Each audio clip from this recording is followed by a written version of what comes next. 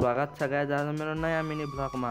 आज चाहिँ सुनेको गाउँमा राति चोर आइहालेको थियो, त्यही भएर म हेर्न त्यसपछि गइहालेँ म गाउँतिर।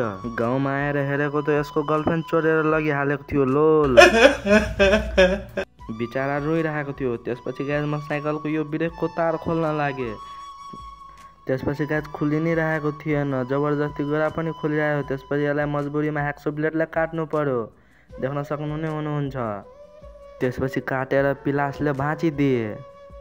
त्यसपछि गाइज देख्न सक्नुहुन्छ पसिना खोल्दा पुरा पसिना आएर, तर फाइनली निकालेर नि छाडे, देख्न सक्नुहुन्छ हैन। त्यसपछि गाइज धेरै गर्मी लागेको थियो, त्यही भएर पंखामा हावा खान लाग्यो। सोचिराख्नु भएको होला कि गाइज यो किन खोलिरहेछ। भोलिको भिडियोमा चाहिँ यसमा म टेक्नोलोजी हाल्ने वाला छु। भोलिको भिडियोको लागि वेट गर्नु होला, धेरै खतरनाक भिडियो आउने वाला छ। त्यसपछि हेरेको रिफ्लेक्टर त पुरा, त्यसपछि म रिफ्लेक्टर टेप लाई पनि सक्यो, देख्न सक्नुहुन्छ। अनि गाइज आजको भिडियो यति नै हैन। के कस्तो लाग्यो कमेन्टमा बताउनु होला एन्ड बाई।